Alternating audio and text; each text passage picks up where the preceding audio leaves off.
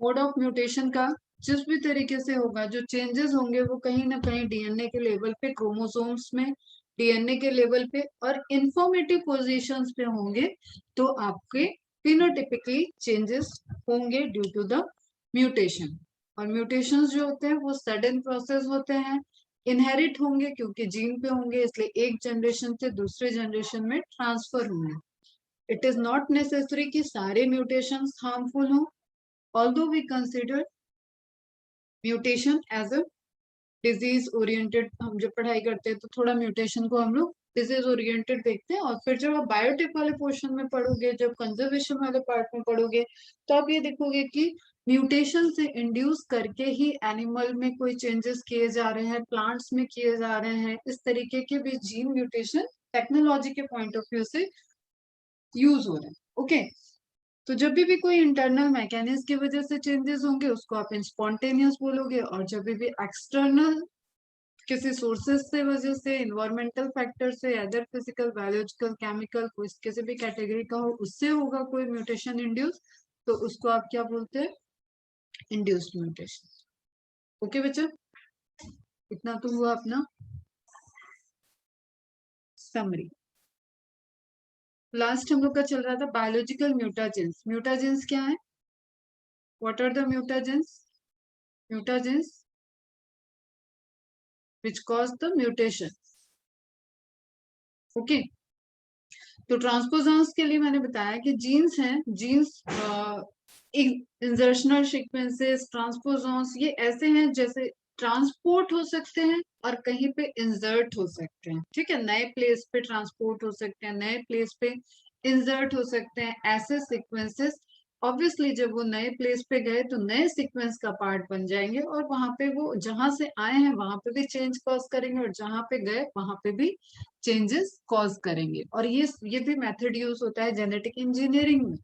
ठीक है, इनके फायदे, इनके मतलब बेनिफिट पॉइंट ऑफ व्यू से आप यूज करोगे तो आप इसको जेनेटिक इंजीनियरिंग ले जाओगे, कि वहां पे आपने कुछ बायोलॉजिकल म्यूटाजेंस को यूज करके उनकी जो आपका ऑब्जेक्टिव था उसको रिजोल्व करोगे। ओके, यहाँ पे आपको कुछ चीजें याद रखनी है। Jumping genes, transposons and insertional sequences are also known as jumping gene. ठीक है, या तो वो एक क्रोमोसोम के एक साइड से दूसरे साइड पे ट्रांसपोर्ट हो रहे होंगे, इसी को आप समझ सकते हो कि जंप हो रहे हैं, या तो वो एक क्रोमोसोम के इस पार्ट से निकल के दूसरे क्रोमोसोम में एंटर कर जाएंगे। तो अभी हम क्रोमोसोमल जेनेटिक्स में आएंगे तो हम आपको ट्रांसपोजॉन्स के एग्जाम्पल भी दिखाएंगे। ओके बेटा, तो इंसर्ट कर दिया तो ऑब्वियसली एक जगह से डिलीट होगा, दूसरी जगह इंसर्ट हुआ। ये होमोलोगस पेयर में भी हो सकता है, नॉन होमोलोगस पेयर में भी हो सकता है। क्लियर? एक एक के पास दूसरे का जा भी सकता है सीक्वेंस, एक के पास दूसरे में दूसरे का सीक्वेंस आ सकता है, हो सकता है उसके पास दूसरे का सीक्वेंस नहीं गया। तो अलग अलग टाइप्स हैं इसमें। ओके, अब आपको ये एक पॉइंट याद रखना है, यहाँ पे elements are simplest type of transposable insertional sequences. जो छोटे से सीक्वेंस होंगे वो इंसर्ट कर जाएंगे, कोई बड़ा चेन ऑफ न्यूक्लियोटाइड्स नहीं होगा। ठीक है, इसको बस आप हाईलाइट कर लेना। They are short DNA about 1000 nucleotide long and typically contains inverted repeats of 10 to 50 base pair. ठीक है, इन्वर्टेड टैंडम रिपीट्स क्या होता है, ये सब हम नेक्स्ट चैप्टर में आपको क्लियर करेंगे। जस्ट सीक्वेंसेस के रिपीट्स होते हैं। ठीक है, वही सीक्वेंस बार बार बार बार, आप ऐसे समझ लो कि आपने कोई मोतियों की माला देखी, उस मोतियों की माला में आपने बना रखा है कुछ, जो यहाँ पे डिजाइन है वही डिजाइन यहाँ पे है, वही डिजाइन फिर थोड़ी दूर पे यहाँ पे। ठीक, तो इसके टाइप्स होते हैं, वो हम लोग नेक्स्ट लेक्चर में जब हम पढ़ेंगे वहां पे तब बात करेंगे, पॉलीमॉर्फिज्म पे देखेंगे। The only gene they possess is the gene for enzyme transposase. ठीक है, ट्रांसपोजेस कैटेगरी ऑफ एंजाइम्स हैं जिसको ये कैरी करेंगे। इन 1000 ऑफ न्यूक्लियोटाइड में उस जीन के, उस एंजाइम की इंफॉर्मेशन होनी चाहिए। Okay, insertional sequence elements are found in both chromosome and plasmid. याद आ रहा है, क्रोमोसोम मतलब genetic material, extra chromosomal material of bacteria is known as plasmid. अगर किसी को याद नहीं है तो थोड़ा सा मोनेरा जाके रिवाइज कर लेना। एक्स्ट्रा क्रोमोसोमल मटेरियल कॉन्जुगेशन में बताया है मैंने, F+ F- वाला, वो वाले कॉन्सेप्ट से प्लाज्मिड आपको याद रखना। Extra chromosomal DNA. Okay, of both bacteria and archaea. Bacteria मतलब यू बैक्टीरिया, आर्की बैक्टीरिया मतलब एंसियंट बैक्टीरिया, ये भी मोनेरा के पॉइंट्स हैं। एज वेल एज सम बैक्टीरियोफाज। बैक्टीरियोफाज किस में आ जाता है? Bacteria attic virus. वायरस जो बैक्टीरिया पे अटैक करता है उसको बैक्टीरियोफाज बोलते हैं, जो प्लांट पे अटैक करता है उसको फाइटोफॉज बोलते हैं, जो फंजाई पे अटैक करता है उसको माइकोफॉज बोलते हैं, एंड जो एनिमल पे अटैक करता है उसको जूफॉज बोलते हैं। तो इस तरीके से वायरसेस की भी कैटेगरी होती है।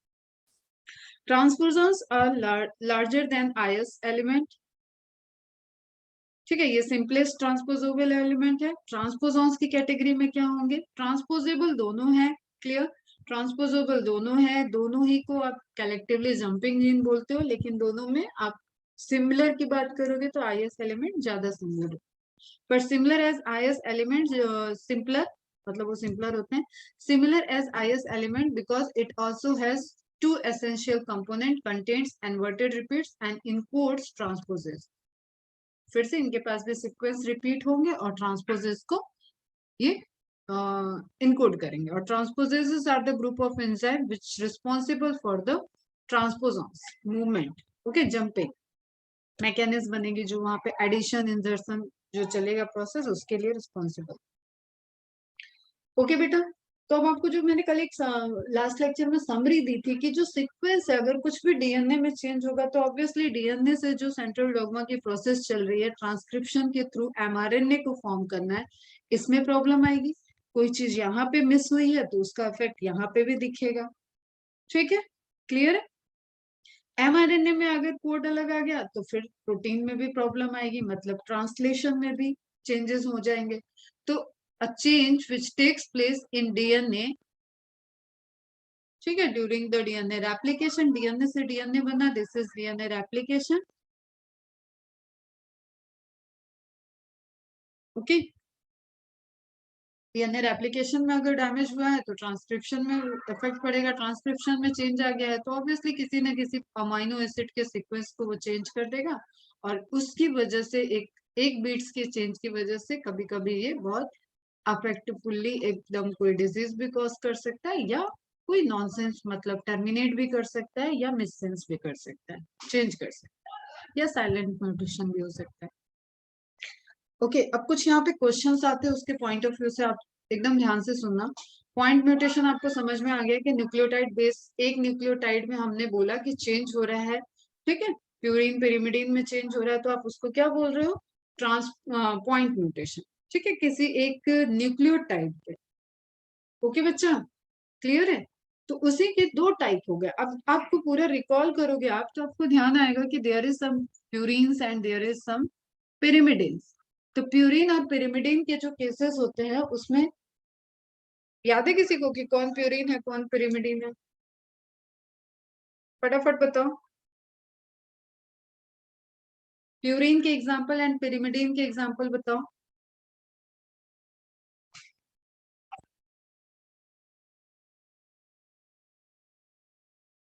हाँ आकाश, एक आईडी तुम्हारे वेटिंग रूम में दिख रही है, एक तुम एंटर किए हुए हो।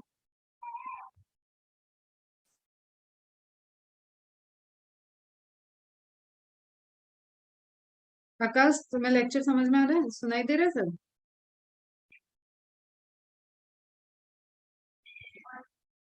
चलो बेटा फटाफट बताओ। प्यूरिन और pyrimidine, purine and pyrimidine. Purine क्या हो जाएंगे? स्क्रीन नहीं दिख रही है, एग्जिट करके रिज्वाइन करो बेटा। Purine adenine and thymine, and pyrimidine cytosine and uracil. और साइटोसिन एंड यूरेसिल नहीं बेटा, साइटोसिन एडेनिन और थाइमिन प्यूरिन, सब उल्टा पुल्टा तुम लोग बोल रहे हो। चलो और कोई बताओ, बताओ तुम लोग प्यूरिन पिरिमिडिन नहीं ध्यान में रख पा रहे हो। प्यूरिन, अभी तो हम double ring single ring structure उन सब पे जा ही नहीं रहे। प्यूरिन मतलब, ठीक है, एडेनिन और गुआनिन, एंड पिरिमिडिन में आ जाता है साइटोसिन, थायमिन एंड यूरेसिल, तीनों। ठीक है, तो चारगाफ रूल और वो सारी चीजें आप याद करो तो आपको ध्यान आएगा कि चारगाफ रूल, बेस पेयरिंग के रूल थे, वो सब रिवाइज करो, तुम लोगों का काम है, बायोमोलिक्यूल में पढ़ाया हुआ है सब। ओके, तो सिंपल सी बात यहाँ पे है कि देयर इज पॉसिबिलिटी कि ए रिप्लेस हो रहा है तो प्यूरिन पिरिमिडीन से भी रिप्लेस हो सकता है। म्यूटेशन में ए खुद को ए से तो रिप्लेस नहीं करेगा, समझना आप चीजों को। ए खुद को ए से रिप्लेस नहीं करेगा, और किया भी है तो उससे कोई फर्क नहीं पड़ेगा, ए की जगह पे ए ही है तो। ओके, तो ए या तो प्यूरिन जी आ जाए उसकी जगह, या तो पिरिमिडीन आ जाए, सी और टी आ जाए, डीएनए होगा तो सी टी आएगा, एंड आरएनए हो रहा होगा तो सी यू आ जाएगा। तो यू कैन रिलेट कि यहाँ पे जो म्यूटेशन होता है उसके दो ही पॉसिबिलिटी है, या तो वो प्यूरिन से प्यूरिन में म्यूटेशन हो जाए, या तो वो प्यूरिन से पिरिमिडीन में हो जाए, या तो वो पिरिमिडीन से पिरिमिडीन में हो जाए। मतलब तीन पॉसिबिलिटी यू कैन से, कि प्यूरिन टू प्यूरिन हो जाए, प्यूरिन टू पिरिमिडीन हो जाए,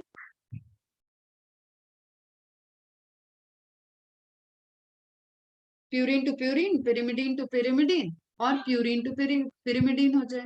ये पॉसिबिलिटी है, पिरिमिडीन टू प्यूरिन हो जाए। इसके अलावा कोई पॉसिबिलिटी दिख रही है क्या आपको?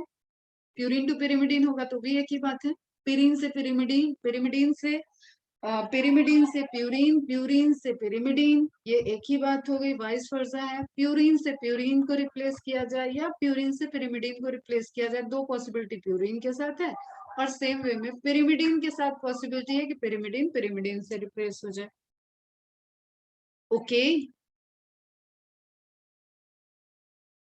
बात समझ में आई? बात समझ में आई? ठीक है, तो जब भी प्यूरिन को प्यूरिन रिप्लेस करता है या पिरिमिडीन को पिरिमिडीन रिप्लेस करता है, मतलब this one and this one, this is known as transition. Question पूछा जाता है, एकदम ध्यान से सुनो और याद करो, ठीक है, दिमाग में बैठा लो। जब भी प्यूरिन को दूसरा प्यूरिन रिप्लेस कर रहा है या पिरिमिडीन को दूसरा पिरिमिडीन रिप्लेस कर रहा है, that type of mutation is known as transition.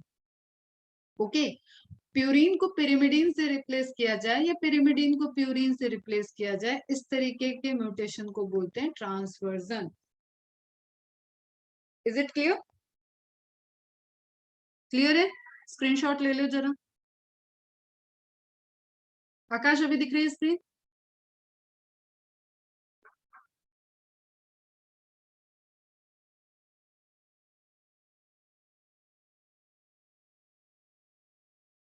Okay, तो अभी बेटा देखो, मैंने दो ही चीजें बताई कि जो म्यूटेशन का आप देख रहे थे, बायोलॉजिकल म्यूटाजन, उसको एक्सप्लेन किया।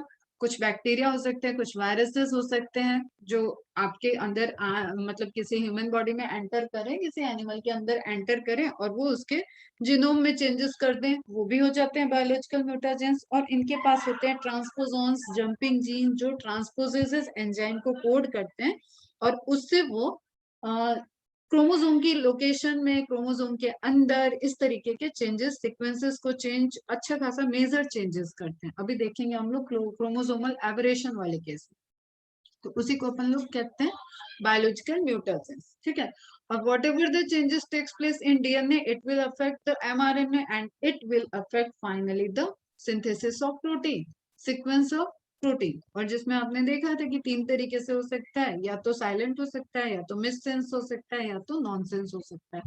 ठीक है, अब हम बात कर रहे हैं कि कोई भी पॉइंट म्यूटेशन होगा तो देयर इज टू थिंग्स, दो तरीके के नाइट्रोजनस बेस हैं, प्यूरिन और पेरिमिडिन। ओके, प्यूरिन में आ जाता है आपका एडनिन और ग्वानिन, पिरिमिडिन में आ जाता है आपका, डीएनए की बात करोगे तो साइटोसिन, थायमिन। तो साइटोसिन, एडेनिन कभी भी रिप्लेस होगा तो या तो ग्वानिन से हो सकता है, या तो साइटोसिन और थायमिन से हो सकता है, if we are talking about the DNA. Okay, if I am talking about the RNA, तो एडनिन को आप रिप्लेस किससे कर सकते हो? ग्वानिन, साइटोसिन, यूरेसिल से। तो जो भी एक है उसके अलावा वो बाकी के तीन नाइट्रोजनस बेस से रिप्लेस हो सकता है, यही सिंपल सी बात है। ओके, तो इस केस में आपको क्या समझ में आ रहा है? या तो प्यूरिन प्यूरिन से रिप्लेस हो जाए, या तो प्यूरिन पिरिमिडीन से रिप्लेस हो जाए, या तो पिरिमिडीन पिरिमिडीन से रिप्लेस हो जाए। इसके अलावा कोई कॉम्बिनेशन नहीं है। तो जब भी प्यूरिन प्यूरिन से या पिरिमिडिन पिरिमिडिन से रिप्लेस होता है, तो that type of mutation is known as transition. It is the point mutation occur by substitution, मतलब अदला बदली, substitution of one purine by another purine और one pyrimidine by another pyrimidine.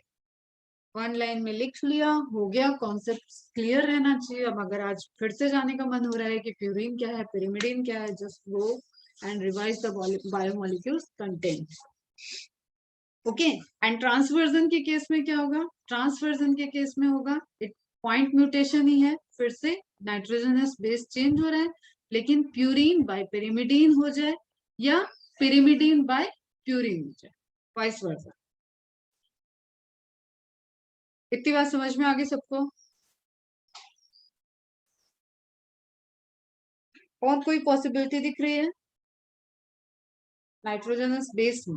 बाकी तो केमिकल एजेंट और डेरिवेटिव आइसोमर, वो isomers आप inhibitor की तरह देख लो, ठीक है, डुप्लीकेट देख लो, वो सब अलग मैटर. लेकिन अगर इन्हीं में से किसी बेस पेयर से रिप्लेस होगा तो there is only three possibility कि एक को आप जी से रिप्लेस कर लो, सी से कर लो, टी से कर लो. ठीक है. ए से रिप्लेस होने का तो कोई सेंस ही नहीं बनता है. आप एरो देखो ध्यान से, और ये बहुत हायर क्लास तक आपका चलता रहेगा. ठीक है, बहुत छोटी मोटी चीज नहीं है. ट्रांजिशन एंड ट्रांसवर्जन, इनकी सिंथेसिस का मैकेनिज्म, इनका पूरा मेटाबॉलिक पाथवे आपको पढ़ना होगा आगे जाकर, मेडिकल बायोकेमिस्ट्री. ओके बच्चा, क्लियर है? तो transition is what? Pyrimidine to pyrimidine, purine to purine. Transversion is what? T के पास ऑप्शन है, या तो वो ए में जाए या तो जी में जाए. ठीक है, सी के पास ऑप्शन है, वो जी में जाए या ए में जाए. मतलब pyrimidine to purine, purine to pyrimidine.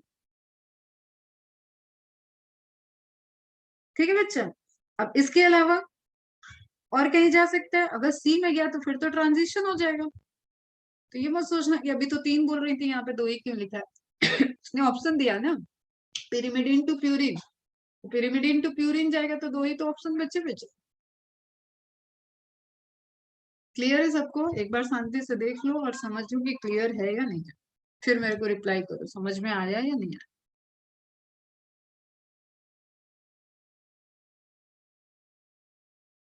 Okay.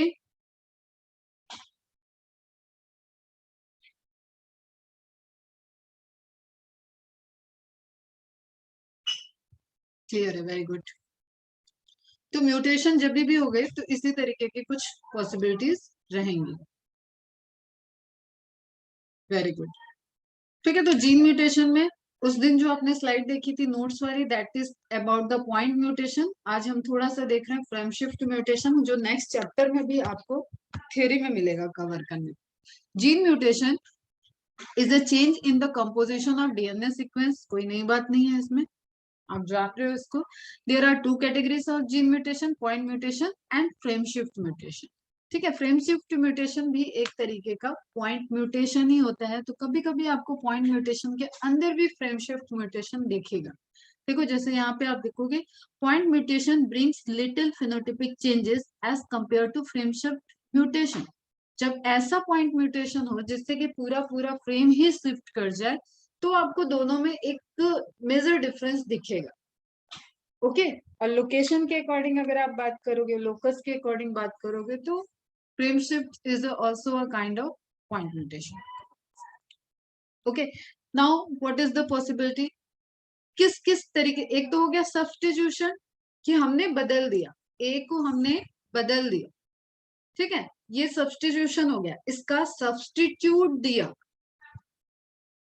That is different, point mutation में आ गया. Now what? अब या तो इंसर्ट कर दें हम नए सीक्वेंस को, या तो डिलीट कर. तो इंसर्शन हो सकता है, डिलीशन हो सकता है. देखो जब आप सब्स्टिट्यूट करोगे, अगर हमने इसको सब्स्टिट्यूट कर दिया तो फ्रेम तो उतना ही रहेगा, तीन तीन तीन. फ्रेम शिफ्ट का तो कोई नीड नहीं हुआ ना, तो दैट इज पॉइंट म्यूटेशन. अगर हम इसे को निकाल ही दें तो ये तीन और ये हो जाएगा अगला तीन, तो इसका एक पार्ट इधर चला जाएगा, ये हो जाएगा फिर नेक्स्ट थ्री कोडॉन्स बनाने के लिए. समझना. तो इससे क्या हुआ, पूरा का पूरा फ्रेम शिफ्ट कर गया. ठीक है बच्चा. तो इंसर्शन एंड डिलीशन दो पॉसिबिलिटी है, या तो इंसर्ट कर दो आप न्यूक्लियोटाइड को या तो डिलीट कर दो. An insertion refers to the insertion of a nucleotide pair at some location. Pair क्यों लिखा है? क्योंकि डीएनए की बात हो रही है. DNA is double standard sequence, तो एक ऊपर एक नीचे आ जाएगा उसकी pairing. At some location on the DNA molecule. A deletion is the removal. तो सीधी सी बात, इसमें तो कुछ ऐसा रॉकेट साइंस है नहीं. इंसर्शन मीन्स एडिशन, ऐड कर दो. डिलीशन मीन्स डिलीट कर दो. बात किसकी हो रही है? न्यूक्लियोटाइड की हो रही है. ठीक है बेटा, तो जब न्यूक्लियोटाइड की बात हो रही है तो आपको पता है कि फिर उसके इफेक्ट तो दिखेंगे. उसके लिए कॉन्सेप्ट आपका एकदम क्लियर होना चाहिए कि DNA is a long sequence of nucleotides. Nucleotides की सीक्वेंस है. न्यूक्लियोटाइड के नाइट्रोजनस बेस को अगर आप चेंज करोगे तो उससे डीएनए पे अफेक्ट पड़ेगा. An insertion or a deletion may or may not cause a shift in the reading frame. Reading frame मतलब जैसे ये 1 2 3 1 2 3 1 2 3 तीन तीन के आप नाइट्रोजनस बेस के सीक्वेंस को क्या बोलते हो? एक एक कोडॉन बोलते हो. ये कोडॉन 1 हो गया, ये कोडॉन 2 हो गया, ये कोडॉन 3 हो गया. ओके बच्चा, नेक्स्ट चैप्टर में ये आपको और डिटेल में रहेगा. तो कोडॉन 1, कोडॉन 2, कोडॉन 3, तो ये इसका रीडिंग फ्रेम हो गया. This is reading frame. Okay, इसी को रीडिंग करके, इसको रीड करके आपका एमआरएनए का सीक्वेंस फॉर्म हो रहा है. और एमआरएनए से फिर अमाइनो एसिड का सीक्वेंस फॉर्म हुआ, प्रोटीन बन जाएगा, प्राइमरी प्रोटीन बनेगा. अगर एक रेंज ऑफ 1000 अमाइनो एसिड तक गया तो ये प्राइमरी प्रोटीन हो जाएगा. यहाँ तक किसी को कोई प्रॉब्लम? तो रीडिंग फ्रेम समझ में आया? Reading frame is the sequence of codon. इससे सिंपल तो कुछ लिखा ही नहीं जा सकता. बहुत प्यारे नोट्स हैं. The reading frame is the sequence of codons that is need by the read by the ribosomes during polypeptide synthesis. ठीक है, इज इट क्लियर? चलो अब एग्जांपल देख लेते हैं फटाफट. क्या हो रहा है यहाँ पे? देखो, DNA antisense codon, antisense sense, ये सारे क्या कोडॉन होते हैं, कब डिफाइन करते हैं, ये भी मैंने एक बार ऑलरेडी आपको बायोमोलिक्यूल में बताया. अभी मॉलिक्यूलर बेसिस ऑफ इनहेरिटेंस में देखेंगे. अभी बस आपको ये समझना है कि डीएनए के सीक्वेंस में इंफॉर्मेशन है. ठीक है, उस सीक्वेंस की इंफॉर्मेशन से एमआरएनए बन गया. तो जी सी सी यू टी नहीं आ सकता है यहाँ पे बेटा. ठीक है, तो यू आया, जी जी से ए, एंड ए जी, एक मिनट, सी है, ये सी से ए, एंड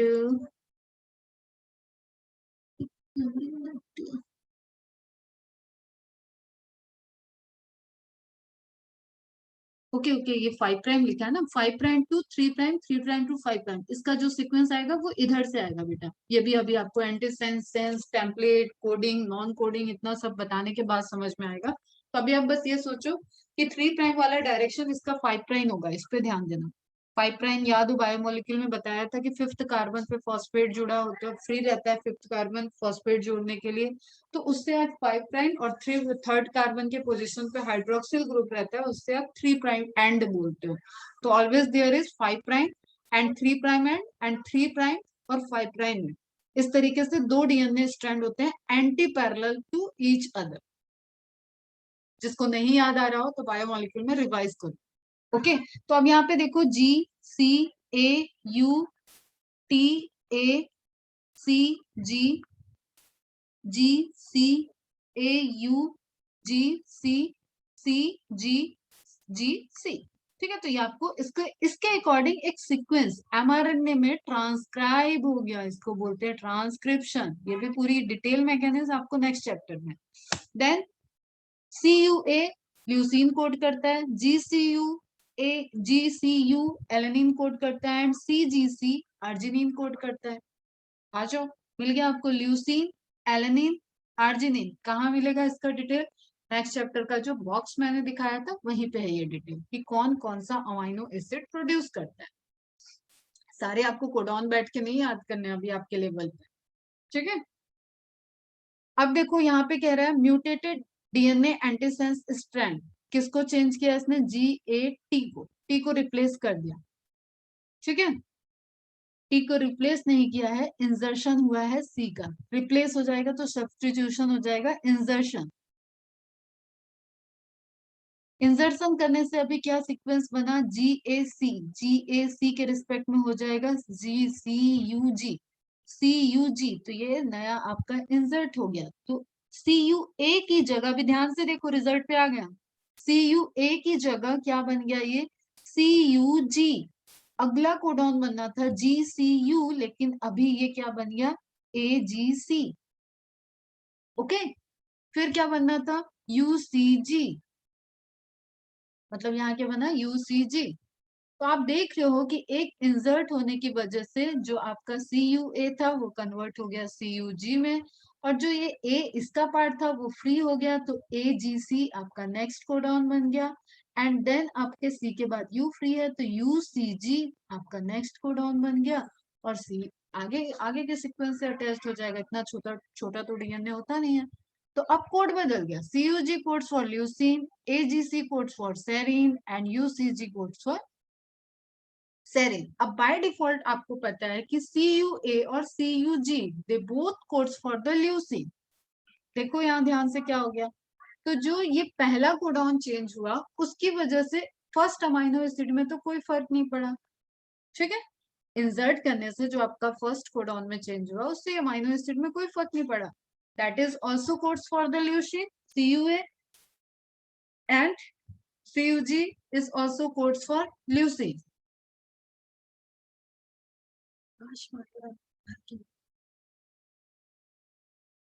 ओके बेटा, अभी कॉन्सेप्ट को समझो, ठीक है। बाकी ये 3 प्राइम 5 प्राइम की बात बाद में करें। तो उससे आप देख रहे हो कि अब भाई अमाइनो एसिड ही चेंज हो गया, तो अमाइनो एसिड चेंज तो टाइप ऑफ प्रोटीन भी चेंज हो जाएगा। The insertion of the cytosine nucleotide between the 7th and 8th DNA, इधर से काउंट करते हैं 5 प्राइम एंड से 1 2 3 4 5 6 7 8 DNA nucleotide causes shift in the mRNA reading frame. Reading frame में shifting कर दिया. This in turn changes the codons that are read by the ribosomes and changes the sequence of amino acids on the polypeptide chain. This usually leads to a non-functional protein. Most of the case में क्या होगा, non-functional protein में चला जाए, missense चला जाए, अलग-अलग हो सकता है. Any deletion or insertion that is not a multiple of 3, देखो मल्टीपल ऑफ 3 नहीं था तो आगे की तरफ पूरा शिफ्ट हो गया, और मल्टीपल ऑफ 3 रहेगा तो क्योंकि 3 से एक ही कोडॉन मिल रहा है, एक ही कोडॉन मिल रहा है, तो देखो आप यहाँ पे ल्यूसीन एलेनिन अर्जिनिन, अब मैं एक एक लाइन नहीं पढ़ रही, आप एग्जाम्पल पे ध्यान दो, ल्यूसीन एलेनिन अर्जिनिन, ठीक है। तो ल्यूसीन के बीच में ल्यूसीन आ गया एक नए कोडॉन की वजह से, this is a complete codon. Okay, अब ये कैसा म्यूटेशन है, इसका क्या इम्पैक्ट पड़ेगा, दैट इज डिफरेंट थिंग, लेकिन पूरा रीडिंग फ्रेम नहीं शिफ्ट होगा। एलेनिन आर्जिनिन यहाँ पे भी था, एलेनिन आर्जिनिन यहाँ पे भी है, क्यों, क्योंकि जस्ट आपने क्या किया, एक पूरे कोड को एंटर कर दिया, एक पूरे कोडॉन को एंटर किया। ओके, तो एक अमाइनो एसिड उससे बढ़ गया, या एक कोडॉन को निकाल लो, अगर आप यहाँ से एलेनिन के कोडॉन को निकाल दो पूरा, तो उससे क्या हो जाएगा, एलेनिन हट जाएगा, ल्यूसीन आर्जिनिन हो जाता है। ओके, और मल्टीपल ऑफ 3 होगा, अगर सपोज 6 को निकालते हो, 9 को निकालते हो, तो हर केस में यही होगा कि जो आपके नंबर ऑफ कोडॉन्स है उसके तीन तीन तीन नाइट्रोजनस बेस को मिलके एक कोडॉन बन रहा है, तो 3 के मल्टीपल में आपने अगर 6 निकाला तो 2 अमाइनो एसिड में चेंज हो जाएगा, सिक्वेंशियल मतलब एक के बाद एक चेंज हो जाएगा। Okay, any deletion or insertion that is not a multiple of 3 nucleotide will cause such a mutation, which is known as frame shift mutation. But what happens if the insertion of deletion occurs in a multiple of 3 nucleotide? Let's consider what happens when we insert a 3 nucleotide sequence into a DNA strand. Insert किया तो एक amino acid insert हो गया. Whenever an insertion or a deletion takes place in multiple of 3, this does not lead to a shift in the reading frame. This is question. Okay. Such mutations are called non-frame shift mutation. Because all the amino acids that would be produced if there was no mutation are still produced. पूरे sequence में बाकी के amino acid produce होते रहेंगे, ठीक है।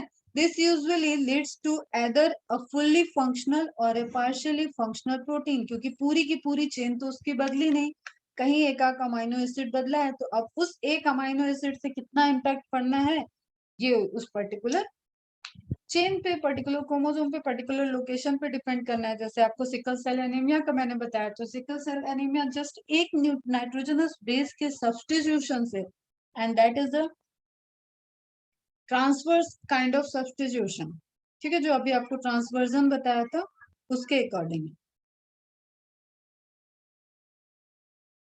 तुम लोग को वॉइस क्लियर जा रही है ना?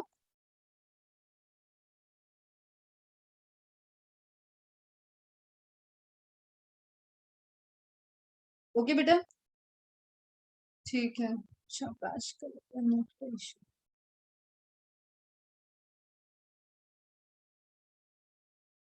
ठीक है बेटा, समझ में आ रहा है? तो ये तो अभी अपन जीन के लेवल पे बात कर रहे हैं, क्रोमोसोम पे आते हैं बाद में। देखो ये एक एनिमेशन दिख रहा है आपको, रेडिएशन आया, रेडिएशन से नाइट्रोजन स्पेस टूटे, और फिर दूसरा नया सब्स्टिट्यूट उसका आ गया, तो आपको यहाँ पे क्या एक पेयर में पूरे चेंज आ गया, एक पेयर में चेंज आ गया, तो जब जब वो डीएनए आप कॉपी बनाएगा तो ये चीज उसका डिफेक्टिव ही आगे जाएगा। ओके बेटा, क्लियर है? This is known as substitution, replace हो गया।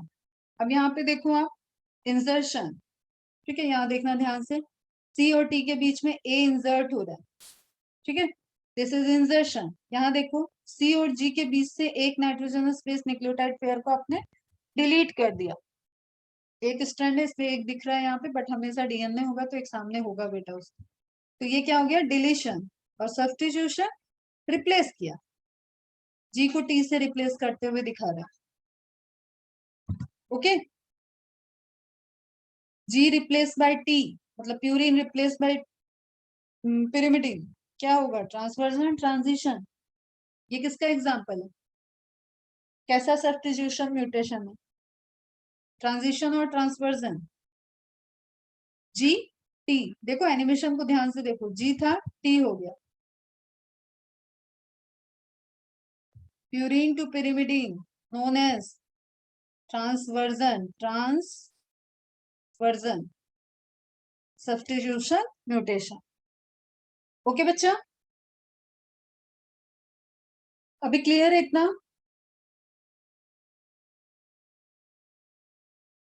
बेटा जी क्लियर है?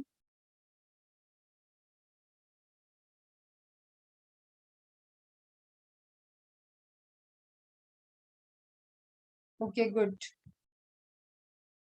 चलो अब क्रोमोसोम के लेवल पे बात करते हैं। अभी तक ये जो म्यूटेशन पढ़ रहे थे बेटा, ये क्या था, ये जीन के लेवल पे था, मतलब एक क्रोमोसोम के अंदर आप कहीं एक न्यूक्लियोटाइड की बात किए, एक सेट ऑफ न्यूक्लियोटाइड 3 के मल्टीपल में बात किए, लेकिन व्हाट अबाउट द क्रोमोसोम, अगर पूरा का पूरा क्रोमोसोम का जो लेंथ है वो लेंथ कट जाए, टूट जाए, या उसमें ऐड हो जाए, तो that is the chromosomal aberration, या क्रोमोसोम का नंबर चेंज हो जाए, ठीक है। तो क्रोमोसोम या तो शेप एंड साइज में चेंज कर सकता है, या तो बेटा कैसे कर सकता है, क्रोमोसोम के नंबर में कर सकता है, ठीक है। तो एक टर्म लिख लेना, चलो मैं आगे बताती हूँ बाद में। देखो ध्यान से आप, अभी आपको इतना समझ में आ गया होगा कि क्रोमोसोम, अब हम क्रोमोसोम की बात करें तो क्रोमोसोम में आपको कुछ चीजें रिकॉल करो। क्रोमोसोम की दो आर्म होती है, P arm, Q arm. Condense chromosome, हमेशा क्रोमेटिन का कंडेंस्ड पार्ट ही क्रोमोसोम बनाता है, और ये हमेशा आपको सेल डिवीजन के टाइम में दिखेगा, नॉन फंक्शनल है। ओके, तो सेल डिवीजन के टाइम में जब अगर कुछ एब्रेशन हुआ है, क्रोमोसोम का पार्ट टूट रहा है या ऐड हो रहा है, तो उसको आप बोलते हो chromosomal aberration. This is again a type of mutation, ठीक है।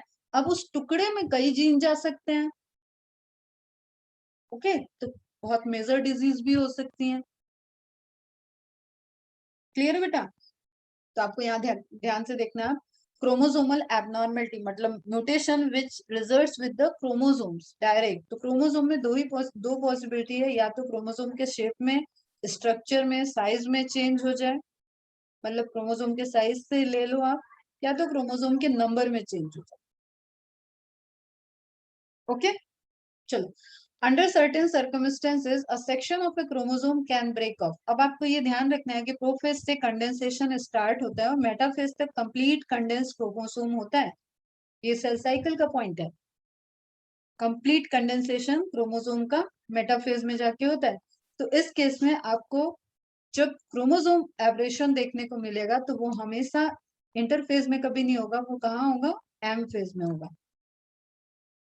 ठीक है, इंटरफेज मतलब G1 S G2 के बाद जो पूरा आपका एम फेज आता है, जो अगेन डिवाइड होता है prophase, metaphase, anaphase, telophase. A section of a chromosome can break off, मतलब डिटैच्ड हो जाए। Segment can do one of several things, कई चीजें वहां पे हो सकती हैं। कैसे कैसे? इंसर्शन हो सकता है, इन्वर्जन हो सकता है, डिलीशन हो सकता है। क्लियर? तो अभी आप समझना, थोड़ा पहले एक एनिमेशन ही दिखा देते हैं, फिर आप देखो। जैसे ये क्या है, फर्स्ट वाला, अगर आप तेजी से देखो, यहाँ चेंज हो रहा है। देखो यहाँ पे डुप्लीकेशन, मतलब एक से डिलीट हुआ, दूसरे में ऐड हो गया, एक ही सीक्वेंस उसमें दो बार आ गया। चलो समझो पहले, ये बहुत जल्दी चेंज हो रहा है। अभी तुम समझो ये कि अगर तुम क्रोमोसोमल एब्रेशन की बात कर रहे हो, क्रोमोसोमल एब्रेशन की बात कर रहे हो, इसका मतलब तुम्हारे पास जो सीक्वेंस है, मतलब क्रोमोसोम की जो आर्म्स है, उस आर्म्स में जो सीक्वेंस है, तो पूरे फ्रेगमेंट पे तुम बात करोगे। ठीक है, तो देयर इज चांस कि वो पॉइंट म्यूटेशन वाला ही इफेक्ट है, लेकिन क्योंकि आप उसको क्रोमोसोम के फ्रेगमेंट की तरह बात कर रहे हो, वो जीन की तरह आप नहीं बात कर रहे हो, न्यूक्लियोटाइड की बात नहीं कर रहे हो, तो उसके अंदर बहुत सारे न्यूक्लियोटाइड आ जाएंगे।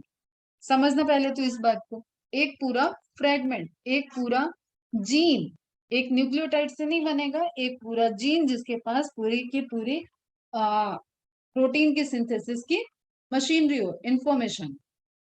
ओके बच्चा, समझ में आया?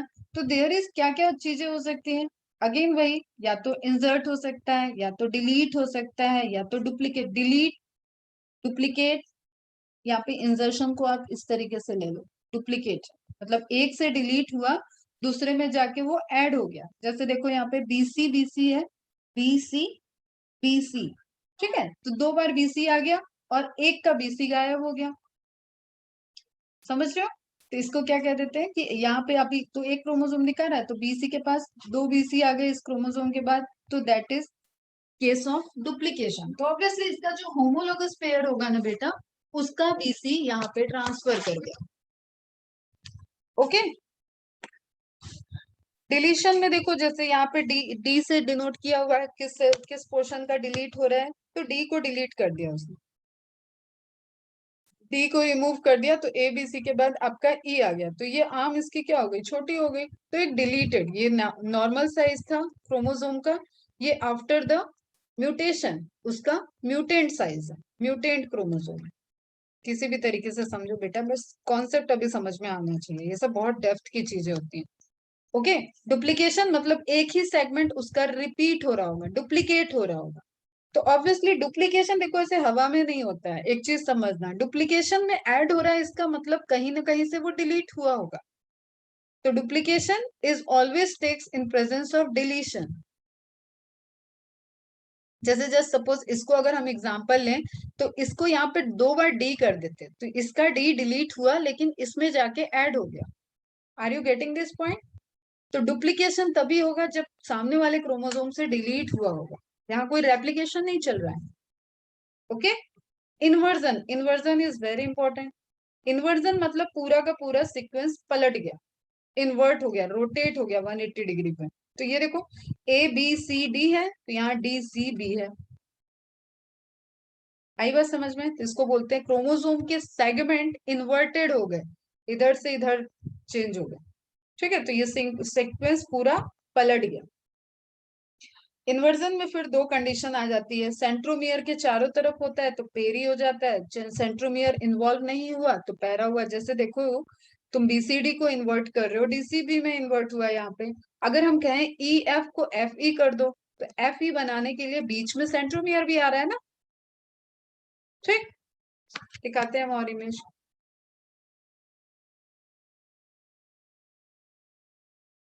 दिस वन, देखो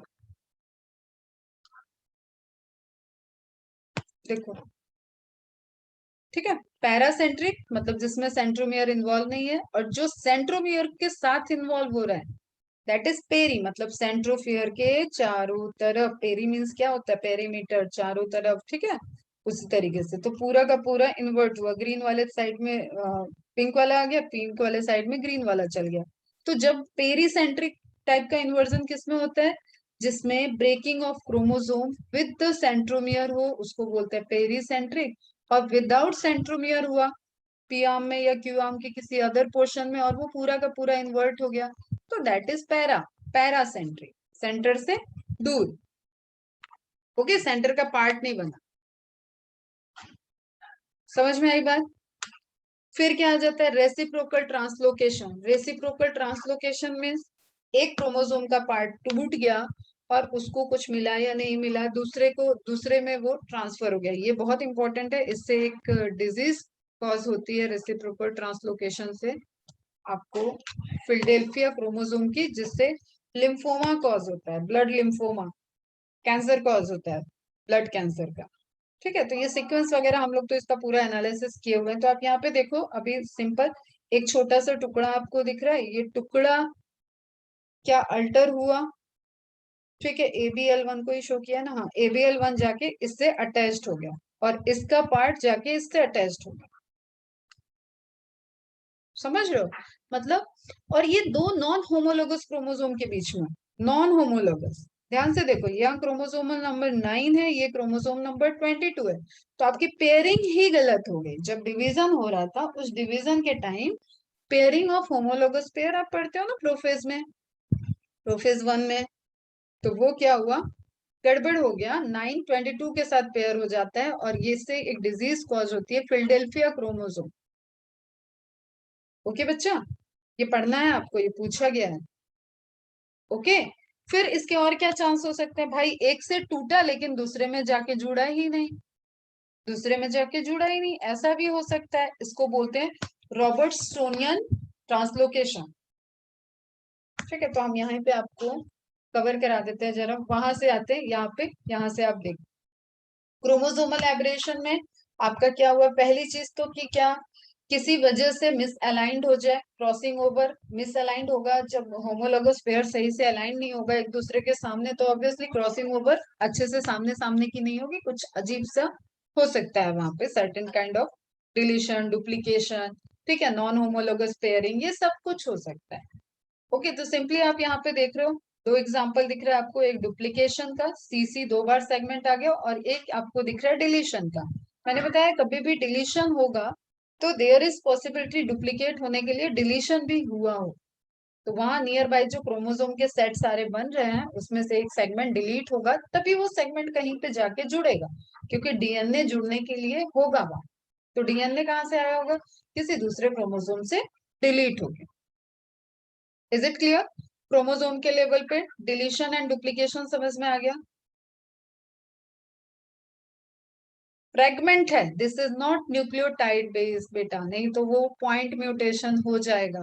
लेंथ ऑफ क्रोमोसोम पे वर्क कर रहे हैं हम लोग, क्रोमोसोम की लेंथ को तोड़ रहे हैं, जोड़ रहे हैं, घुमा रहे हैं, ठीक है, और ट्रांसलोकेट कर रहे हैं, पोजीशन चेंज कर दे रहे हैं।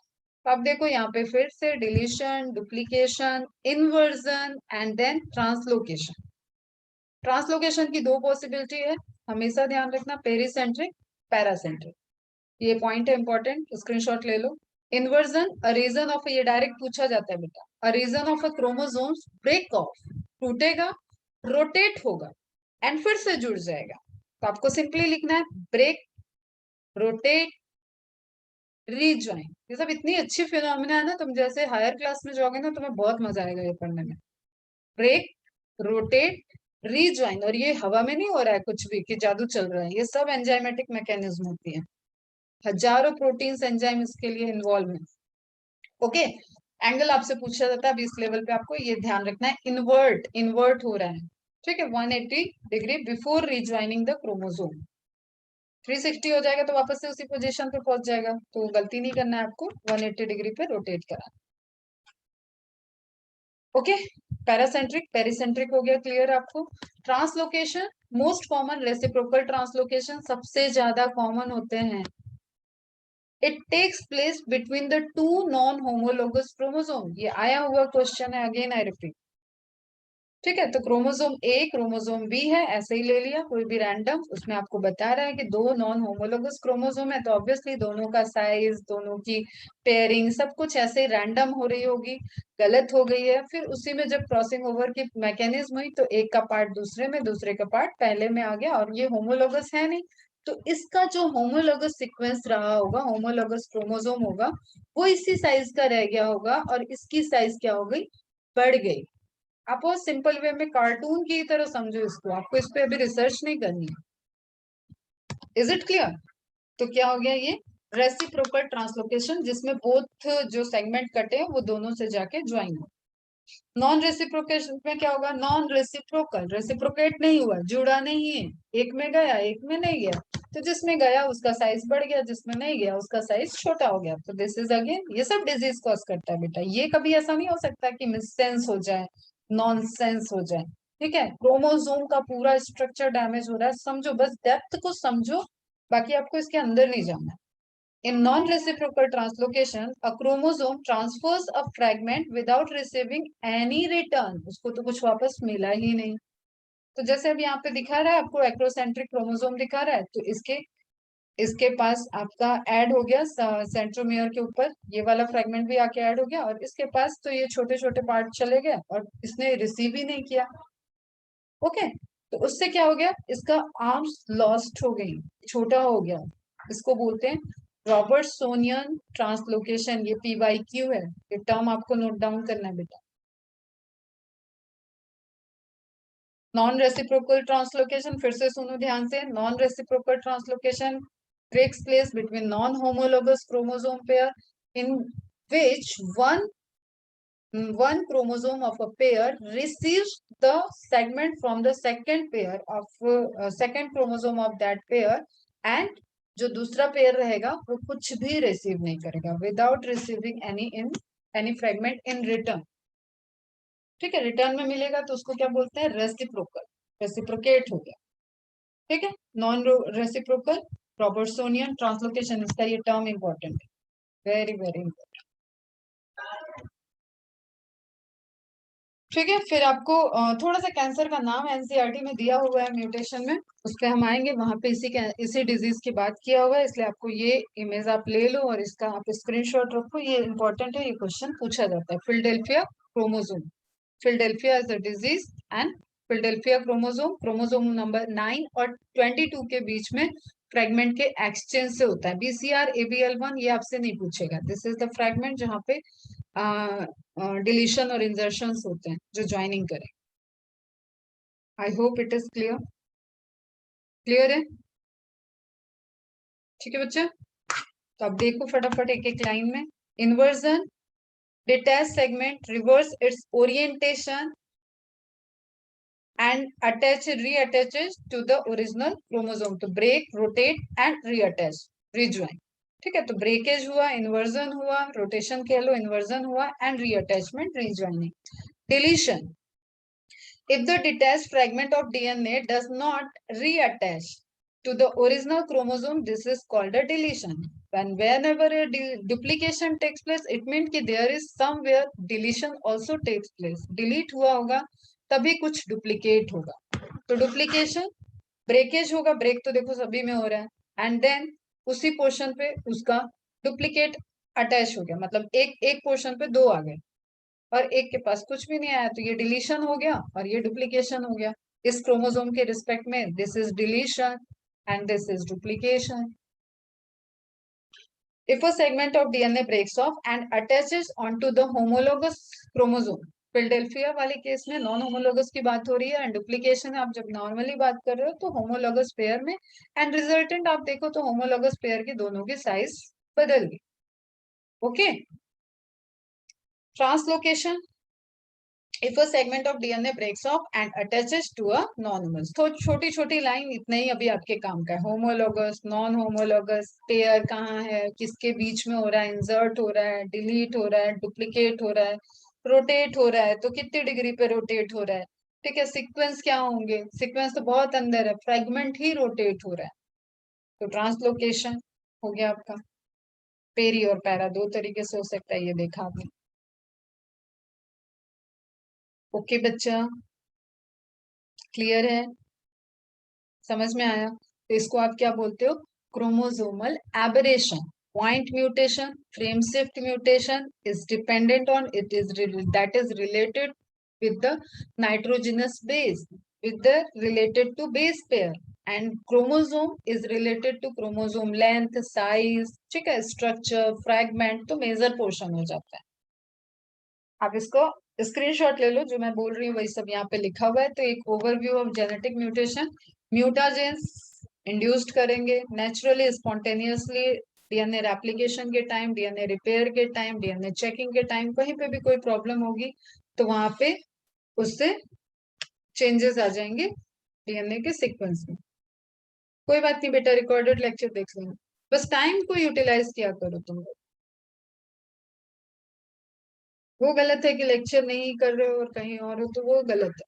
अपना टाइम यूटिलाइज करो, रिकॉर्डेड देख लेना और अपडेट करो मुझे कि देख लिया और समझ में आ गया। म्यूटेशन, म्यूटेशन कैसा कैसा हो सकता है बेटा, इंसर्शन, डिलीशन, पॉइंट म्यूटेशन होगा, साइलेंट, मिससेंस, नॉनसेंस। आप अलग अलग जब जब जाओगे तो कुछ ना कुछ आपको अलग अलग मिलेगा। अभी हम फाइनल एक चार्ट देते हैं, उसको आप बना लेना। Frame shift, non frame shift, ठीक है, इंसर्शन और डिलीट पे आप देख रहे हो। अगर पॉइंट म्यूटेशन के लेवल पे आप देख रहे हो तो वो वहां पे इंसर्ट होने से या तो फ्रेम शिफ्ट हो रहा होगा, या तो फ्रेम नहीं, रीडिंग फ्रेम नहीं शिफ्ट हो रहा होगा और एक अमाइनो एसिड में चेंज हो जाएगा। फिर insertion deletion, important note, point mutation, base pair, आप जस्ट स्क्रीनशॉट ले लो और रीड कर लो। अभी डिसऑर्डर पे आते हैं। अब थोड़ा सा एनसीईआरटी पढ़ लेते हैं बेटा, ठीक है, एनसीईआरटी देख लो। एनसीईआरटी क्या कह रही है आपकी म्यूटेशन के लिए। Mutation is a phenomena which results in alteration of DNA sequence and consequently results in changes in the genotype, and obviously genotype में change हुआ है तो genotype का ही resultant expression phenotypic होता है, तो phenotype में भी change हो जाएगा एक particular organism का। This is the statement wise question. Statement wise में ये आ सकता है, definition में आ जाएगा which results in the alteration, मतलब अल्टर कर रहा है ऑफ डीएनए सीक्वेंस, उसके दूसरे फॉर्म को बना रहा है। And consequent, duplication is, replication is DNA से डीएनए का बनना, अल्टरेशन मतलब अल्टरनेटिव फॉर्म बना दिया। ओके बच्चा, तो अल्टरेशन कर रहा है, चेंज कर रहा है, दैट इज म्यूटेशन। चेंज ही नहीं होगा, डुप्लीकेट, रेप्लिकेशन वो सब तो नॉर्मल प्रोसेस है, चलती रहेगी। और एज ए रिजल्टेंट जीनोटाइप अगर पूछ रहा है और एक स्टेटमेंट में फिनोटाइप दिया है तो बोथ करेक्ट जाएगा, ध्यान रखो। जीन की इंफॉर्मेशन में चेंज होगा तो फिनोटाइप चेंज होगा ही होगा। In addition to recombination, recombination के अलावा, recombination is a normal mechanism कि गैमेट के फॉर्मेशन के ड्यूरेशन में नए नए रिकॉम्बिनेंट बन रहे हैं, वो अलग बात है, वो नेचुरल है, उससे भी जीनोटाइप चेंज हो रहा है। लेकिन हम कह रहे हैं कि किसी और addition to recombination, normal recombination के अलावा कोई एडिशनल चेंज हो रहा है तो उसको आप क्या बोलोगे, mutation.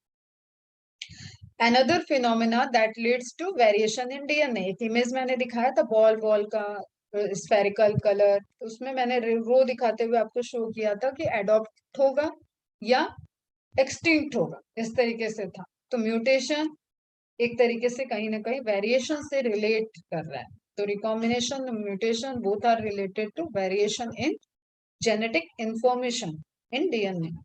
As you will learn, देखो बेटा जो इतनी मेहनत हम लोग कर लिए हैं ये चैप्टर 6 में दिया हुआ है। One DNA helix runs continuously from one end to the another in each chromatid in a highly supercoiled form. Coiling of DNA, coiling of condensation of chromosome, ये सब बायोमोलिक्यूल में पढ़ रखा है आपने, supercoiled structure, ठीक है। Therefore loss, deletion और gain, insertion, duplication, ध्यान रखना। मैंने वहां पे भी बताया आपको कि क्रोमोसोमल के केस में आप उसको डुप्लीकेशन को इंसर्शन से रिलेट कर सकते हो। Of a segment of DNA result in alteration in chromosome. Okay, segment of DNA से क्रोमोसोम में अल्टरेशन हो जाएगा। Since genes are known to be located on chromosome, जब भी वो सेगमेंट बदल रहा है मतलब उस पे जीन्स बदल रही हैं, alteration in chromosomes results in abnormalities और एबरेशन, एबरेशन स्पेलिंग ध्यान देना, इसको collectively we call that chromosomal aberration. Okay बच्चा, अब ये लाइन आपकी फिलडेल्फिया क्रोमोसोम से, फिलडेल्फिया से रिलेटेड है। लिम्फोमा कैंसर कॉज होता है, ठीक है। Chromosomal aberration are commonly observe in cancer resultant in cancer बेटा। ओके बच्चा, इसको आप स्टार कर लेना और यहाँ पे आप फिलडेल्फिया का एग्जाम्पल लिख लेना जो आपको मैंने वहां बताया। Okay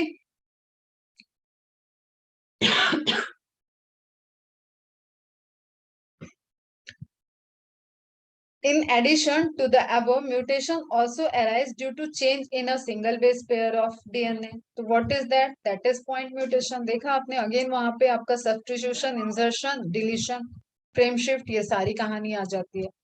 A classical example, very very important, तीनों चैप्टर में आएगा, सिकल सेल एनीमिया आपका बार बार आता रहेगा। A classical example of such a mutation is sickle cell anemia. Simply जिसमें आरबीसी सिकल सेल की हो जाती है। Deletion and insertion of base pair, फिर दूसरा सेंटेंस आ गया, base pair of DNA causes frame shift mutation, आपने इसके भी डिटेल लिख लिए। फ्रेम शिफ्ट भी हो सकता है, नॉन फ्रेम शिफ्ट भी हो सकता है, अगर वो 3 और मल्टीपल ऑफ 3 के फॉर्म में होगा। सिकल सेल एनीमिया पे बात एक दिन और हुई थी, अभी आज फिर से सुन लो। सिंपली देखो, रिप्लेस हो रहा है आपका टी ए से, ठीक है बेटा, ध्यान से देखना। अभी यहाँ पे टी को ए से रिप्लेस किया जा रहा है, किस टाइप का है ये? ट्रांजिशन, ट्रांसवर्जन, बताओ बताओ बेटा, फटाफट बताओ, इज इट ट्रांजिशन और ट्रांसवर्जन?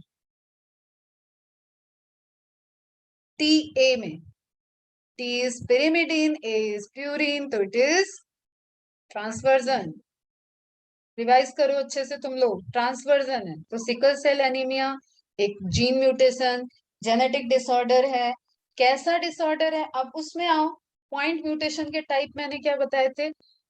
Nonsense, missense, silent. किसमें गया ये? क्या टर्मिनेशन हुआ है इसमें? मिससेंस, नॉनसेंस में टर्मिनेशन होता है, सेम ही अमाइनो एसिड रह गया तो साइलेंस हो जाएगा, और चेंज हुआ है अमाइनो एसिड तो मिससेंस हो जाएगा। तो आप बताओ तीनों में किस कैटेगरी में जा रहा है ये? टर्मिनेशन तो नहीं हुआ है, ठीक है। सिकल सेल एनीमिया एक डिजीज है, तो ऑब्वियसली आप समझ रहे हो कि टर्मिनेशन नहीं बन रहा है, आरबीसी के साइज में, आरबीसी के शेप में इफेक्ट पड़ा है यहाँ पे, तो दिस विल बी मिससेंस। साइलेंट भी नहीं है क्योंकि आप देख ही रहे हो ग्लूटामिन की जगह वैलिन का फॉर्मेशन हो रहा है, ठीक है। अब आप इसको एक collectively you can say sickle cell anaemia is a transverse missense gene substitution disease, point mutation disease. Okay, agree करते हो? तो अगेन देखो, डीएनए है बेटा, डीएनए का कोड क्या है? सीटीसी सीएजी, तो जी ए सी ए सीटीसी से आरएनए में क्या गया? सी के साथ जी, टी के साथ ए, सी के साथ जी, तो जी ए जी कोड करता है ग्लूटामिन को, और जी ए जी की जगह कोड बना, कोडॉन बना जी, तो जी कोड करता है वैलिन को। As a resultant mutant protein का फॉर्मेशन हुआ, तो नॉनसेंस को करो कट। अमाइनो एसिड में चेंज है तो साइलेंट नहीं हुआ, और साइलेंस को भी करो कट। प्यूरिन से पिरिमिडीन में, पिरिमिडीन से प्यूरिन में जा रहा है, ट्रांजिशन भी नहीं है, ट्रांसवर्जन को करो कट, मतलब सेलेक्ट। तो क्या क्या हो गया आपका? Miss sense, point mutation, transverse substitution disease. कौन सी? Sickle cell anaemia. ध्यान देना, ये पूछा जाता है। The mechanism of mutation is beyond the, इसको अभी डिसऑर्डर में भी पढ़ना है आपको, मेंडेलियन डिसऑर्डर आएगा उसमें भी फिर से आएगा sickle cell anaemia. The missense, the mechanism of mutation is beyond the scope of this discussion, तो भी बहुत सारा डिस्कशन हो गया है, ऐसा कुछ बियॉन्ड द डिस्कशन नहीं है। ओके, जितना आपको बताया उतना आपको करना ही करना है म्यूटेशन के केस में। However there are many chemical and physical, अब ये सब एनसीईआरटी यहाँ पे सिलेबस की तरह है बेटा, आपको देखना है कि केमिकल ये पूछे जाते हैं, क्या केमिकल है, क्या फिजिकल है, रेडिएशंस कौन कौन से होते हैं, अब जैसे ये यूवी रेडिएशन दिया मतलब थायमिन डाइमर आपको पढ़ के जाना है। That induce mutation, these are referred to as mutagens. UV radiations can cause mutation in organisms. It's a mutagen जिसका absorption spectrum DNA के absorption spectrum के वाला होता है. That's why ये थायमिन डाइमर का फॉर्मेशन करता है. साइलेंट मिससेंस नॉनसेंस हो चुका है. Sickle cell anaemia is a effect of base substitution transversion, जहां पे ग्लूटामिन को वैलिन से रिप्लेस किया जाता है. ये सब क्वेश्चन है बेटा. अब इस चार्ट का ले लो आप स्क्रीनशॉट. ठीक है, अब ध्यान से सुनना एक बार. म्यूटेशन के केस में आपने क्या देखा, डेफिनेशन देखा. म्यूटाजेन वो एजेंट हैं जो कि म्यूटेशन को कॉज करते हैं, मतलब म्यूटाजेनेसिस करते हैं. और जिसमें म्यूटेशन हो गया उसको आप क्या बोलोगे, mutant gene, mutant chromosome, mutant organism. समझ में आई बात. Mutant gene, mutant organism, mutant chromosome, आप इस तरीके से म्यूटेंट को बोलोगे. Is it clear? ये तीनों टर्म क्लियर है. तीनों टर्म क्या टाइप्स तो अभी आगे देखेंगे. Mutagen, mutagenesis, mutant. क्लियर है? फरेहा, ईशा, मुसैब, श्रुति, श्वेत, सुयश. ओके, ध्यान से सुनो. तो concept in mutation, mutation classified into gene mutation, point mutation और क्रोमोसोमल म्यूटेशन. अब जब आप ऐसे ब्रॉडली पढ़ते हो ना तो फ्रेम शिफ्ट म्यूटेशन कहाँ आ जाता है, पॉइंट म्यूटेशन के अंदर. ये जब तक आपको बोले नहीं तब तक आपको नहीं करना है. आपको दो चीज याद रखना है कि there is point mutation, there is frame shift mutation. Frame shift mutation में रीडिंग फ्रेम शिफ्ट हो भी सकता है, नहीं भी हो सकता है, लेकिन कोडॉन में चेंज आएगा. या तो इंसर्शन होगा या तो डिलीशन होगा. There is nothing like substitution. तो बेस का सब्स्टिट्यूशन होता है पॉइंट म्यूटेशन. बेस का इन्वर्जन होता है पलट जाए. ठीक है, एक सिंगल बेस इधर का उधर हो जाए तो एक ही बात है, इन्वर्जन बोल देंगे. बेस सब्स्टिट्यूशन का एग्जांपल आपने देखा, sickle cell anaemia, very very important. Now आप फ्रेम शिफ्ट के पॉइंट ऑफ व्यू से बात कर रहे हो तो बेस का इंसर्शन हो जाए, सीक्वेंस सिंगल हो जाए, शिफ्ट हो जाए पूरा फ्रेम, रीडिंग फ्रेम तो भी है. 3 के मल्टीपल में हो, 3 या मल्टीपल ऑफ 3 में हो तो भी आपका वो नॉन फ्रेम शिफ्ट की तरह होगा, लेकिन वहां पे एक म्यूटेशन होगा, मल्टीपल ऑफ 3. फिर आपने देखा क्रोमोसोमल एब्रेशन, क्रोमोसोम के शेप स्ट्रक्चर में चेंज हो रहा है, साइज में, शेप में, स्ट्रक्चर में. तो डिलीशन हो सकता है, डुप्लीकेशन हो सकता है, इन्वर्जन हो सकता है, ट्रांसलोकेशन हो सकता है. डिलीशन के साथ डुप्लीकेशन रिलेटेड है. इन्वर्जन में आपको पेरी और पैरा पढ़ना है, peri and para. And translocation में आपको रेसिप्रोकल नॉन रेसिप्रोकल देखना है. डुप्लीकेशन डिलीशन होमोलोगस पेयर में होगा, ट्रांसलोकेशन नॉन होमोलोगस में होगा. वन लाइनर इंपॉर्टेंट इंफॉर्मेशन है जिससे आपके क्वेश्चन सॉल्व होने वाले. अब लास्ट एक बचता है कि क्रोमोसोम नंबर अल्टरेशन. आपको मैंने एक बात बताई थी कि कभी भी क्रोमोसोम नंबर अल्टर होगा तो या तो नई स्पीसीज फॉर्म हो जाएगी या तो सर्टेन टाइप ऑफ कैरेक्टरिस्टिक्स दिखेगी. तो इसको अभी आज बहुत ज्यादा आपको मिक्स नहीं करते हैं, आप बस इतना समझ लो कि यहाँ पे या तो क्रोमोसोम नंबर ऐड हो सकता है, पूरा का पूरा क्रोमोसोम ही एक नंबर ऐड हो गया. ठीक है, तो एडिशन हो सकता है या तो डिलीशन हो सकता है या तो पूरा का पूरा सेट ऑफ क्रोमोसोम ही आ जाए. जैसे कॉल्चिसिन से जब आप अरेस्ट करते हो तो कॉल्चिसिन उसको मेटाफेज में अरेस्ट कर दिया, स्पिंडल एपरेटस के फॉर्मेशन को रोक दिया. तो अब जब एनाफेज सेपरेट करेगा तो कुछ ऐसा होगा नहीं कि टूट रहा है या जा रहा है, तो उस केस में क्या होगा, वो प्लॉइडी आ जाएगी, पॉलीप्लॉइडी. तो आप इंजीनियरिंग में जब जेनेटिक इंजीनियरिंग में आप कॉल्चिसिन को as a mutagenic agent use करते हो for the induction of polyploidy. कभी आपको ज्यादा इसमें नहीं होना है कंफ्यूज. सिंपली आप ये याद रखो कि this is related to chromosome number. तो क्रोमोसोम नंबर हमेशा आपका, एक तो टर्म लिख लो, जीनोमैटिक म्यूटेशन बोलते हैं इसको, जीनोमैटिक, न्यूमेरिकल. ठीक है, नीमो न्यूमेरिकल, न्यूमेटिक म्यूटेशन, नंबर में चेंज होगा. तो नंबर में नंबर की बात हो रहा है, हाफ ऑफ फ्रेगमेंट की बात ही नहीं हो रही. ओके बेटा, तो एक तो जो नंबर में चेंज हो रहा है सिंगल नंबर में, उसको आप बोलते हैं एन्यूप्लॉइडी, और पूरी प्लॉइडी ही चेंज हो गई तो उसको आप बोलते हैं यूप्लॉइडी या पॉलीप्लॉइडी। एनीप्लॉइडी में अगेन फिर पॉसिबिलिटी है आप हायर ऑर्गेनिज्म हो, ठीक है, डिप्लॉयड हो, तो या तो एक क्रोमोसोम कम हो जाएगा या तो एक क्रोमोसोम बढ़ जाएगा। तो जो कम हो रहा है वो मोनो वन हो गया, वन माइनस मोनोसोमी, एक कम monosomy, one chromosome minus.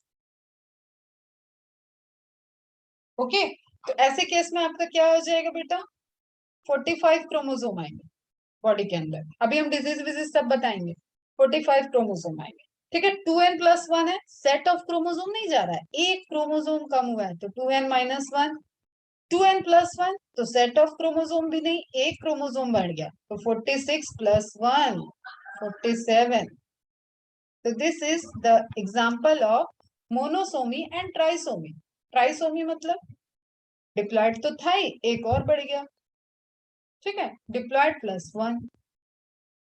Soma, हर एक सोमैटिक सेल में उस तरीके के आपके क्रोमोसोम गए हैं तो उसको आप बोलते हो Soma. Monosomy, trisomy, is it clear? Number से। और यूप्लॉइडी में तो आ जाता है कि पूरा का पूरा सेट ही आ जाए। ऑटोसोमल सेट आ गया तो ऑटो पॉलीप्लॉइडी हो जाएगा, सेक्स क्रोमोसोम वाला सेट आ जाएगा तो एलो पॉलीप्लॉइडी हो जाएगा। तो वो आप बाद में इस पे बात करते हैं, अभी सब आप लोगों के लेवल पे बहुत ज्यादा जरूरी नहीं है, जितना इंपॉर्टेंट है उसको आप ध्यान दो। तो ये जो चार्ट है ये आप भी बना लोगे, अच्छे से रिवाइज करोगे, इसको पूरा एकदम कंठस्थ होना चाहिए ये सारी चीजें आपको। इससे रिलेटेड जब भी कोई क्वेश्चन आएगा तो उसके गलत होने के बच्चों के चांसेस ज्यादा होते हैं। तो this questions were the rank decided question, ठीक है। देखो अब ये आपका नॉर्मल आरबीसी दिख रहा है, ये सिकल शेप, हाशिए के शेप का, जो हसुआ अनाज काटते हैं ना, हाशिए के शेप का, या चंद्रमा मून हाफ मून शेप का, इस तरीके से भी बोलते हैं। कौन सा डिसऑर्डर है पूछ रहा है, सिकल सेल एनीमिया डिसऑर्डर है। किससे होता है, what type of gene mutation that cause this genetic disorder to happen and why. Glutamine की जगह वैलिन कोड हो रहा है। जेनेटिक म्यूटेशन कैसा है, पॉइंट म्यूटेशन तो बहुत छोटा आंसर हो जाएगा इतना पढ़ाने के बाद, आपको पूरा बकायदा बोलना है, ठीक है। पिरिमिडीन से प्यूरिन में ट्रांसवर्जन हो रहा है, ट्रांसवर्जन टाइप का जीन सब्स्टिट्यूशन म्यूटेशन है। Is it clear? समझ में आ गया? अब कल रहेगा इसका एनसीईआरटी बेस्ड और इंफॉर्मेशन बेस्ड लास्ट लेक्चर। उसके बाद एक लेक्चर ऑफलाइन जिस दिन भी होगा वहां पे न्यूमेरिकल का लेक्चर होगा। तो ऑफलाइन हम लोग न्यूमेरिकल सॉल्व करेंगे related to crossing over, related to Mendelian genetics कुछ बचा हुआ है, डिस्टेंस, जीन मैपिंग, इससे रिलेटेड क्वेश्चन, पेडिग्री एनालिसिस से क्वेश्चंस को हम लोग ऑफलाइन क्लास में सॉल्व करेंगे। Is it clear? यहाँ तक सब समझ में आया? तो इसको आप अच्छे से रिवाइज करो, पढ़ो, ध्यान से नोट्स बना लो, छोटे छोटे इमेजेस बनाओ, उसको समझो किस तरीके से चेंज होगा। ये चेंज एक जीन के लेवल पे, एक डीएनए के लेवल पे, एक क्रोमोसोम के लेवल पे चेंज हो रहा है, और इससे आगे जाके पूरा का पूरा फिनोटिपिक एक्सप्रेशन में चेंज हो रहा है। तो वहां पे जब क्रोमोसोम लेवल पे है तब तो उसके हायर इम्पैक्ट दिखेंगे, इसलिए उनको बोलते हैं कॉन्जेनाइटल जेनेटिक डिसऑर्डर्स। जो भी अभी आप पढ़ोगे, अब आपका नेक्स्ट सेक्शन वही है, जेनेटिक डिसऑर्डर्स, ठीक है। जीन के लेवल पे होगा तो मेंडेलियन हो जाता है, और जो हायर लेवल पे होता है उसमें क्रोमोसोमल डिसऑर्डर्स आ जाते हैं। तो कल करते हैं इसको स्टडी स्टार्ट, पेडिग्री एनालिसिस। आज बस थोड़ा सा इंट्रोडक्शन समझ लो कि जैसे सिंपली आप फ्लाई ड्रोसोफिला में स्टडी किए तो एक डिफरेंट मैटर है, आपको 15-15 दिन में नई नई फ्लाई मिल जा रही है तो you can study the group of flies, ठीक है। Number of generation, P plant पे स्टडी हुआ तो पैटर्न देख सकते हो, किसी प्लांट की डिजीज देख रहे हो तो भी आप पैटर्न देख सकते हो, एनुअल प्लांट का देख सकते हो, बाय एनुअल प्लांट का देख सकते हो एक सर्टेन टाइम तक। But if you want to study the pattern of disease in human, then they have the life span of 60 years, 70 years, 80 years, 90 years, तो it is not possible कि आप human को बैठ के स्टडी करो। तो उस केस में क्या होता है कि फैमिली ट्री की स्टडी की जाती है अप टू 3-4 जनरेशन, 5 जनरेशन, कि ऐसा कोई पैटर्न तो नहीं रिपीटेड है, तो उसी का जो ट्री बनाया जाता है genetic tree, of a certain family related to certain disease और नॉन डिजीज, ठीक है, उसी को आप क्या बोलते हो, बेसिकली डिजीज के ही केस में, आप डिसऑर्डर के केस में बात करते हो तो उस केस में ही आप इसको क्या बोलते हो, पेडिग्री। और उसको पढ़ के उसके कैलकुलेशन, उसमें pattern of chromosome, pattern of disease transmission जो आप देखते हो उसको बोलते हैं पेडिग्री एनालिसिस। ओके, तो ऑब्वियसली यहाँ पे एक रिप्रेजेंटेशन होता है। रिप्रेजेंटेशन में एक बार दिखा देती हूँ, सिंबॉलिक, जैसे अपन ने फ्लोरल फॉर्मूला, फ्लोरल डायग्राम में सिंबल यूज किए थे ना, उस तरीके से male female disease non disease हर कुछ आप लिख नहीं सकते हो, तो एक डायग्राम रिप्रेजेंटेशन रहेगा। जैसे ये आपको दिख रहा है, एक डायग्रामेटिक रिप्रेजेंटेशन दिख रहा है, तो इस तरीके से डायग्रामेटिक रिप्रेजेंटेशन से आप शो करता है कि ये पेडिग्री है, ये ट्री है। आप बताओ अब इसमें कि कौन सी डिजीज है, कैसा पैटर्न चल रहा है, ऑटोजोम पे है, सेक्स लिंक्ड है, ठीक है, सेक्स लिंक में एक्स पे है या वाई पे है, मदर से बेटे में जा रहा है, फादर से बेटी में जा रहा है। इस तरीके की एक एनालिसिस प्रिडिक्ट करनी होती है देख के कि आगे जो चीज चल रही है इससे कितनी डिजीज ट्रांसफर हो सकती है और कौन सी डिजीज है। सिंपल, थोड़ा सा लगेगा कॉम्प्लिकेटेड, बट डेफिनेटली आपको समझ में आ जाएगा। ओके बेटा, तो आज का लेक्चर करते हैं ओवर, इसको करो फटाफट कंप्लीट। एक्स्ट्रा पीडीएफ जो दी हुई है उसको करो solve and update me, keep updating. ध्यान रखो जब तक ऑनलाइन चल रहा है तो जितना अपडेट करोगे उतना तुम्हारे लिए अच्छा होगा। मैं तो कोर्स खत्म कर रही हूँ, ठीक है, चलो बाय बाय, टेक केयर, खुश रहो, मस्त रहो।